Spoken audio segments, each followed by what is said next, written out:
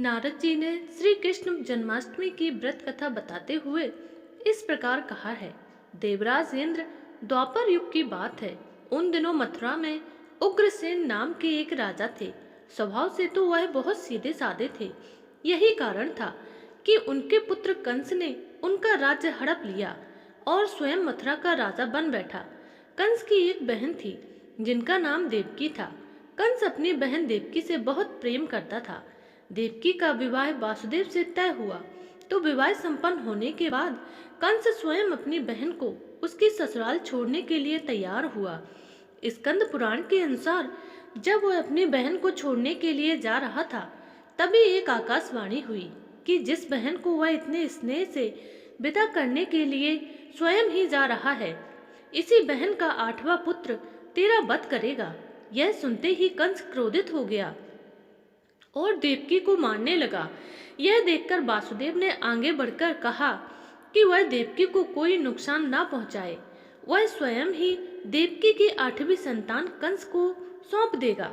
इसके बाद कंस ने वासुदेव और देवकी को मारने के बजाय कारागार में डलवा दिया। कारागार में डालते ही देवकी ने कुछ समय के बाद 7 संतानों को जन्म दिया। कंस ने सभी को एक एक करके जमीन पर पटक कर मार दिया। इसके बाद जैसे ही देवकी फिर से गर्भवती हुई, तभी कंस ने कारागार का पहरा और भी कड़ा कर दिया। अब तो कंस को इतना भय लगने लगा था कि उसने भीतरी दरवाजे में बड़े बड़े मजबूत ताले लगवा दिए। दरवाजे के बाहर दैत्यों और राक्षसों को पहरेदारी के लिए नियुक्त कर दिया। कंस हर प्रकार से अपने प्राणों को बचाने का प्रयास कर रहा था। एक समय सिंह राशि के सूर्य में आकाश मंडल में जलधारी मेघना ने अपना प्रभुत्व स्थापित किया।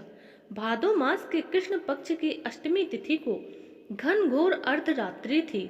उसी समय चंद्रमा भी वृष राशि में था। रोहिणी नक्षत्र था। ऐसे विजय नामक शुभ मुहूर्त में श्री कृष्ण का जन्म हुआ और श्री कृष्ण के जन्म के प्रभाव से उसी क्षण कारागार के दरवाजे स्वयं खुलते चले गए। द्वार पर पहरा देने वाले पहरेदार सभी मूर्छित हो गए। देवकी ने उसी क्षण अपने पति वासुदेव से कहा, स्वामी, आप मेरे इस 8वें पुत्र को गोकुल में ले जाइए। वहां इस पुत्र को यशोदा को दे दीजिए। उसी समय यशोदा यमुना जी अपने पूरे उफान पर थीं। जब वासुदेव जी बाल कृष्ण को एक सूप में लेकर यमुना जी को पार करने के लिए यमुना नदी में उतरे, तो कान्हा जी के चरणों का स्पर्श होते ही यमुना जी अपने पूर्व स्थित रूप में आ गईं। वासुदेव जी गोकुल पहुंचे और नंद बाबा के घर में प्रवेश करके उन्होंने अपना पुत्र तत्काल उन्हें दे दिया।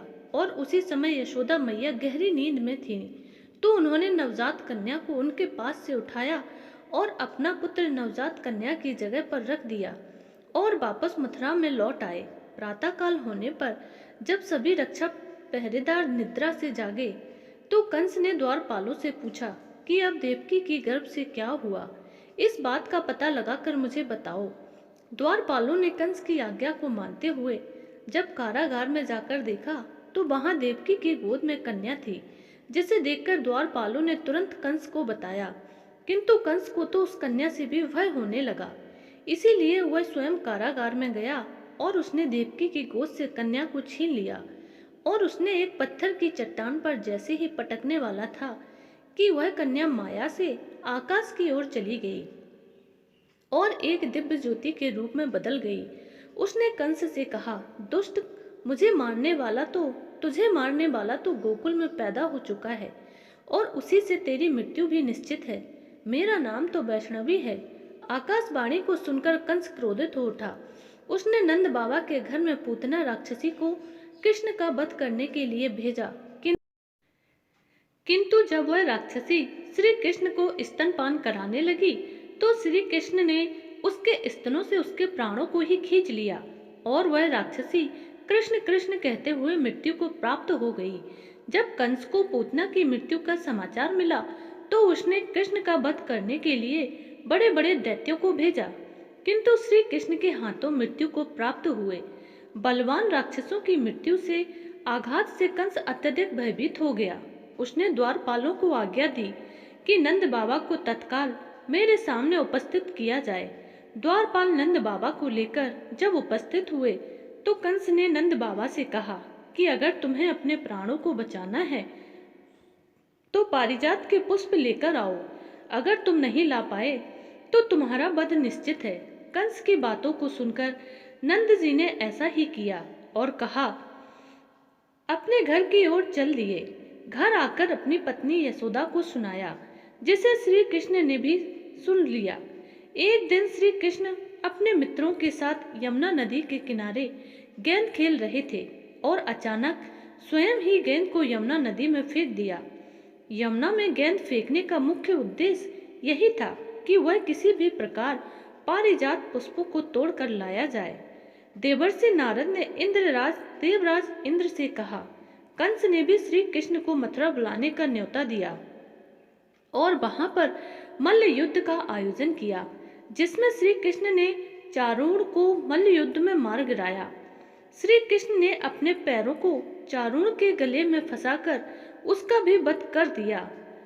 मल्ल युद्ध देख रहे सभी प्राणी श्री कृष्ण की जय जयकार करने लगे। अब तो कंस अत्यंत भयभीत हो गया। श्री कृष्ण ने गरुड़, बलराम तथा सुदर्शन चक्र का ध्यान किया, जिसके परिणाम स्वरूप बलदेव जी सुदर्शन चक्र लेकर गरुड़ पर आरूढ़ होकर के आ गए। ये उन्हें देखकर श्री कृष्ण ने सुदर्शन चक्र को उनसे लेकर स्वयं गरुड़ की पीठ पर बैठकर ना जाने कितने ही राक्षसों का वध कर डाला, कितनों के शरीर अंग भंग कर दिए। इस युद्ध में श्री कृष्ण और बलदेव ने असंख्य राक्षसों का वध किया था। बलराम जी ने अपने आयुक्त अस्त्र शस्त्र हल से और श्री कृष्ण ने सुदर्शन चक्र से माघ के शुक्ल पक्ष की सप्तमी को विशाल दैत्यों के समूह का सर्वनाश कर डाला। जब अंत में दुराचारी कंस बचा रह गया तो श्री कृष्ण कहने लगे, हे दुष्ट अधर्मी दुराचारी, अब मैं इस महायुद्ध स्थल पर तेरा वध कर इस संसार को तुझसे मुक्त कराऊंगा। ऐसा कहते हुए श्री कृष्ण ने उसके बालों को पकड़ लिया और कंस को घुमाकर पृथ्वी पर पटक दिया, जिससे उसकी मृत्यु हो गई। कंस की मृत्यु पर देवताओं ने आकाश से पुष्प वर्षा की। जय श्री कृष्णा।